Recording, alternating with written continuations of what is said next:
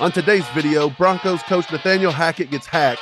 Chiefs Kingdom is still debating whether our number 7 defense is good or not. And who needs more touches, Skyy Moore or Justin Watson going forward? We're going to talk about all that and more. Stick around.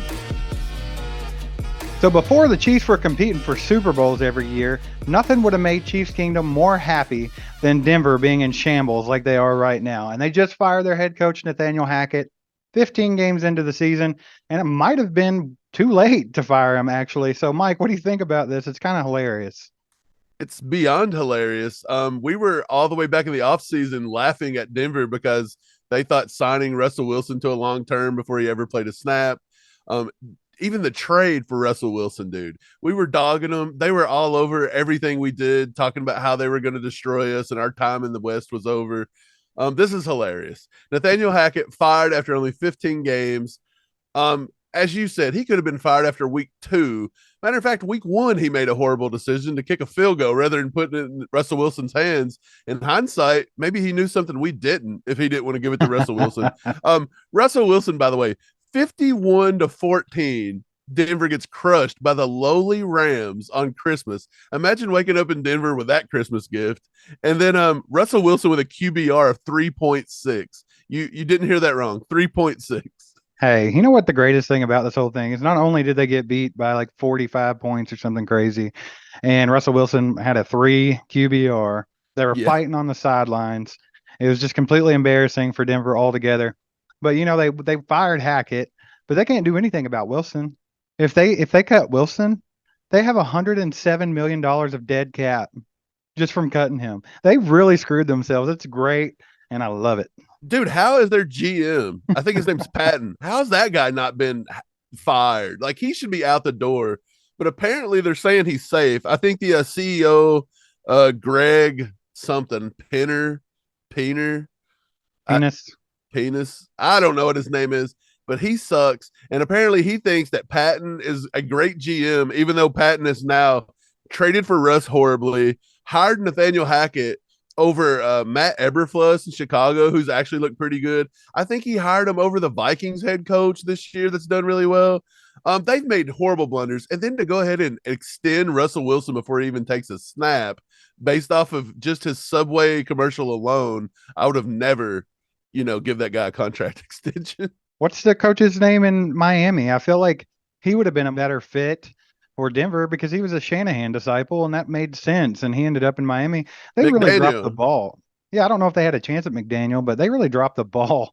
And that GM, not like you said, not only all that, but then he extended Russ to that ridiculous contract. Like, dude, I don't know why they're letting that guy stick around. Did you get to watch any of the game against the Rams? No, I didn't watch any of it. It was so bad. Russell Wilson was getting sack after sack. Like, he was just going down. His offensive line was just standing and looking at him, not even helping him up. It got to the point that the officials had to start helping Russell Wilson off the ground because they despise him. And then the guy pushes the backup quarterback. I think it was Dalton Reisner, one of them, pushes Brett Rippon, I think. And then the funniest thing was after the game, Randy Gregory, their big name pass rusher, sucker punches a dude on the Rams in the post game and starts an all out brawl. Like, Denver is the laughing stock of the NFL right now. So what Chiefs Kingdom wants to know here is, since Denver's in such shambles and they don't even have a head coach at the moment, what's going to be going on this weekend when we play them? Like, who do you think is going to step in as head coach there? You think Eric Bieniemy is going to swap sides? I'm just kidding. That'd be hilarious. But no, what do you think they're going to do, man? Yeah, I think they probably want to give it to their defensive coordinator. He's looked good, but he's under contract right now as the DC. So I don't think you can do that. They may look to him after the season. I wouldn't be surprised if they don't throw a bunch of money at Sean Payton in the offseason, because you know how Denver likes to make headlines in the offseason. They're more worried about headlines in the offseason than they are winning on the field during the season. So I wouldn't be surprised at that. But I think for now, I think the front runner, in my opinion, I think what they're going to go with is Dom Capers. You'll remember him. He coached with the Carolina Panthers for a while. I think they'll finish the season up with him because he's got a little bit of experience, which means we don't know what we're going to see this week. We don't know who we're going to see. We don't know who's going to start. They're in shambles. But all I know is that we ought to blow them out. Right. I was going to say, it's safe to say we should have a comfortable win this weekend. If Kansas City can find a way to have this be a close game after this debacle in Denver, Um, I'm going to be worried a little bit because it should be blowout week. We'll see how that goes though. But moving on, man, let's talk about the defense a little bit. Our defense is ranked number 7th in all the NFL according to PFF, and we still have a hot debate on Twitter and YouTube and everything else amongst Chiefs Kingdom of why our defense is so bad. And we've talked about this week after week. Like, what are you guys talking about exactly? Like, the defense isn't that bad. And why do you give the offense a pass when they're sputtering, but when the defense has a moment, it's fire Spags, fire Spags. We're still, even after the Seahawks game, getting people that are saying, of course we need to fire Spags. You can't let one good game, dictate that. And it's like, how's one good game going to have you 7th ranked in the league? So, Mike, what do you think about that whole mess? Yeah, so the defense is better than everybody's giving them credit for. It was kind of like early in the season. This is a bad analogy, probably, because at the end of it, everybody's going to be like, "You're an idiot." But at the beginning of the season, when everybody was so critical of Orlando Brown, and we were like, "Hey, he does play bad at times, but there's so many flashes of good." And then he ends up making the Pro Bowl, maybe undeservedly. I don't want to really say that though, because everybody works hard. But yeah, it's kind of that thing. No matter what the defense does, they're kind of in the Orlando Brown Jr. boat where nobody wants to give them any credit. They just want to keep harping on everything they do bad and look at nothing they do positive. And we've got to realize that we are putting this together. We do have a very well paid defensive front, but our defensive front actually looked pretty good against Seattle. We've made consistent pressure all year. I want to say Chris Jones had like 16 pressures or something against Seattle last week. It was insane. George Karlaftis is coming on. We're starting to invest into it. That Dunlap signing was a big signing this year. That may have been one of our best offseason pickups was Carlos Dunlap. He's played so well. But he's not doing as much at the moment. There's little things here and there, but the big thing is as we've went younger all across the board, like basically all across the board, especially on our defensive backs and everything. And that's big, man. We're a passing league. These guys are going to take lumps, but they're starting to figure it out. And when they do, we are going to be deadly. And it's like we just have to give everything time to gel. Like we did not think this defense was going to be as good as they were, as fast as they were. And now we're just starting to see some of the growing pains maybe take a place a little later in the season. Well, I feel like everybody should be accustomed to this by now. Steve Spagnuolo defenses get better throughout the season. They have every year that he's been here. And even prior to Kansas City Chiefs, his defense has always started slower and got better at the end of the year. And we're talking about wanting to fire a defensive coordinator that won the Super Bowl his first year, went to the Super Bowl his second year, and has been to the AFC Championship game the other two. And this year he's got the number 7th ranked defense, and we want to fire him. This just seems like that knee jerk reaction that Kansas City Chiefs fans always have about every little thing. Like, oh, the defense looked bad for 2 quarters, so we need to fire the defensive coordinator. Like, it's just the craziness that goes on around here, and we all know it. But yeah, I think the defense is doing fine, and I think they're getting better at the right time. And they're super young, so we have a lot of good years to look forward to. I mean, this is just the beginning of this defense. Yeah, we got to pump the brakes on saying that Spags needs to be fired. Um, if you just watch the game at face value, you can find things to pick apart. If you really understand the game and you watch it with a purpose and you watch the intricacies in a Spags defense, what he does with the defensive line, how he rotates, how he calls games the way he does, you'll realize that that defense is very complex. And I do get it. Sometimes complex defenses cause players to think too much and not react as well. But when they figure it out, man, it's a solid defense. Spags will be fine. These guys will get it, get it figured out.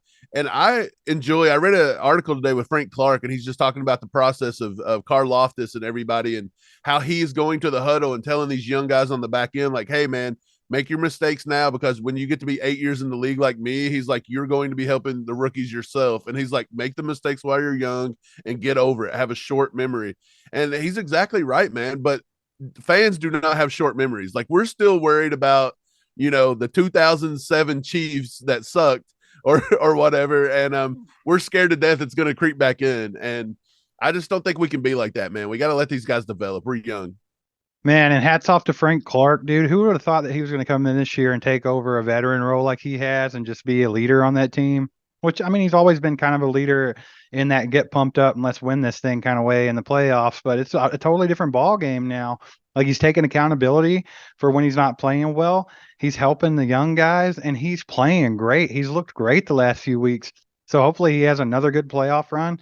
I'm excited about how Frank Clark has been this year. I know that's not something that we talk about a lot, and we've been pretty critical of Frank Clark in the past, but my hat's off to him this season. I think he's doing an excellent job, and I'm excited to see what he does in this playoff run.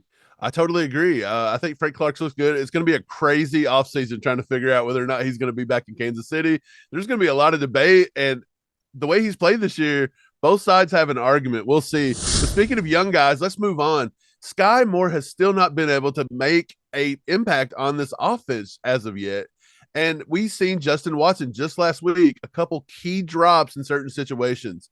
Um, that's not taking nothing away from Justin Watson, though, Steve. He's had a pretty good season this year, but it does kind of show that, hey, we've got a young guy here that you guys invested a second round pick in that you thought was better than George Pickens, that you thought was better than a lot of players, and you guys are not getting him involved in the offense.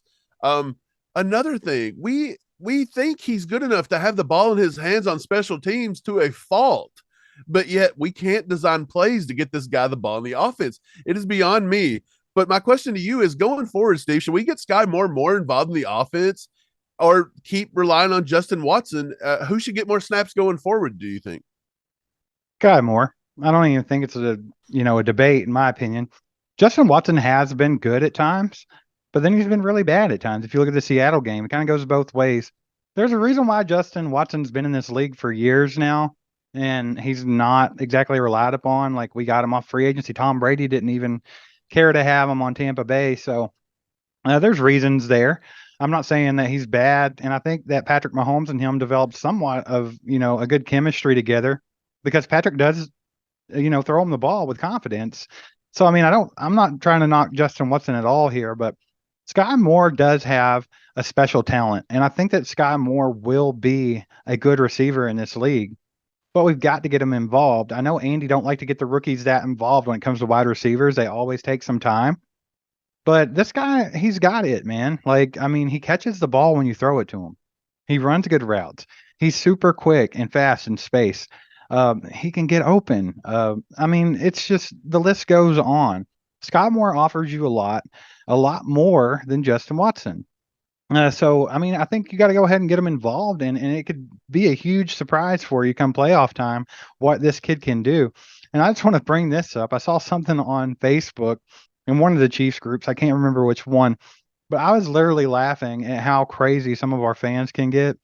Someone actually, they were talking about Skyy Moore, and someone said, yeah, he's a bust.